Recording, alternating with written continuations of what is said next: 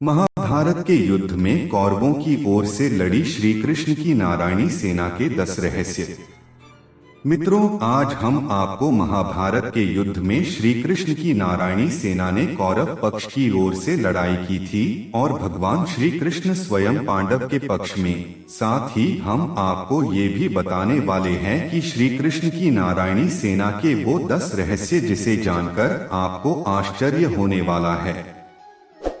इससे पहले वीडियो को लाइक कर कृपया चैनल को सब्सक्राइब कर हमें सपोर्ट करें। दरअसल कथा के अनुसार युद्ध के पहले दुर्योधन भी श्री कृष्ण से युद्ध में अपनी ओर से लड़ने का प्रस्ताव लेकर द्वारिका गया। उसके कुछ देर बाद ही अर्जुन भी वहां श्री कृष्ण से युद्ध में सहयोग लेने के लिए पहुंच गए। उस दौरान श्री कृष्ण सोए हुए थे। दोनों ने उनके जागने का इंतजार किया। जब श्री कृष्ण की आंखें खुली तो उन्होंने सबसे पहले अर्जुन को देखा, क्योंकि वह श्री कृष्ण के चरणों के पास बैठा था।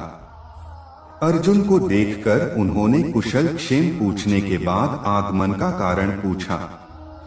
अर्जुन ने कहा, हे वासुदेव, मैं भावी युद्ध के लिए आपसे सहायता लेने आया हूँ। अर्जुन के इतना बोलते ही सिरहाने बैठा हुआ दुर्योधन बोल उठा, हे कृष्ण, मैं भी आपसे सहायता के लिए आया हूँ।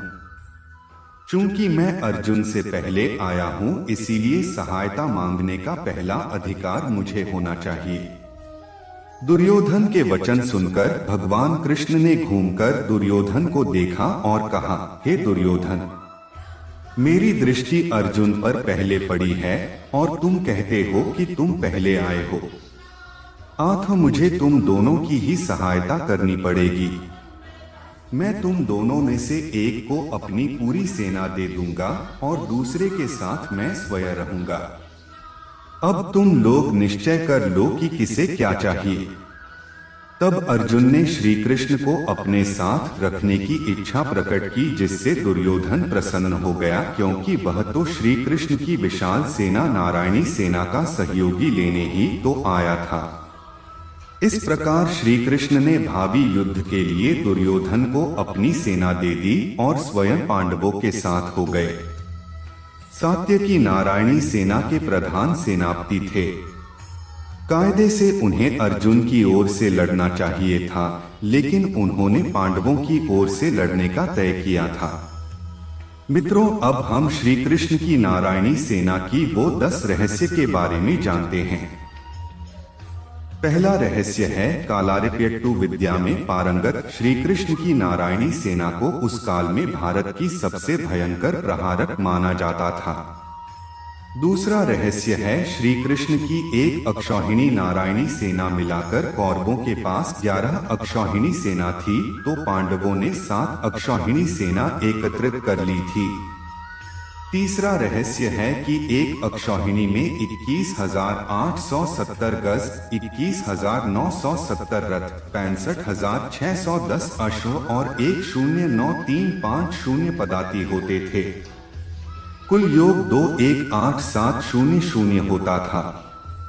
अक्षौहिणी का यह परिमाण महाभारत आदि पर्व 2:19-27 में उल्लिखित है। चौथा रहस्य है कि नारायणी सेना को चतुरंगिनी सेना भी कहते थे। पांचवा रहस्य है, कृष्ण के 18,000 भाइयों और चचेरे भाइयों से मिलकर कम से कम 10 लाख योद्धाओं से मिलकर बनी थी यह सेना। छठा रहस्य है, इस सेना में 7 अधिरथ और 7 महारथी थे। सात्यकी सेनापति और बलराम मुख्य सेनापति थे। सातवां रहस्य है कि कृतवर्मन के अंतर्गत नारायणी सेना की केवल एक अक्षौहिणी ने कौरवों के लिए कुरुक्षेत्र युद्ध में भाग लिया। कौरव पक्ष में कुरुक्षेत्र युद्ध में जीवित रहने के लिए केवल सेना कृतवर्मा के अधीन नारायणी सेना की एक अक्षौहिणी है। आठवां रहस्य है कि सात्यकी अर्जुन के गुरु होने के नाते कुरुक्षेत्र युद्ध में भाग लेने के लिए स्वेच्छा से उन्होंने नारायणी सेना के अपने हिस्से का उपयोग नहीं किया। नौवां रहस्य है कि नारायणी सेना की अन्य 6 अक्षौहिणी सेनाओं ने बलराम की इच्छानुसार कुरुक्षेत्र युद्ध में भाग नहीं लिया। 10वां रहस्य है कि कुरुक्षेत्र युद्ध के अंत में नारायणी सेना की सभी अक्षौहिणी जीवित थीं। दोस्तों, इस सेना के माध्यम से पूर्व में श्री कृष्ण एवं बलराम ने निषादों, गांधार, मगध, कलिंग, काशी, अंगा, वंगा, कोसल, वात्स्या, पांडरा, करुष और गार्ग्य के शासकों को मार डाला था। कृष्ण ने दक्षिण में पांड्य, विदर्भ, गांधार, मगध, शोणितपुरा और प्रागज्योतिष को जीतने के लिए नारायणी सेना का उपयोग किया था।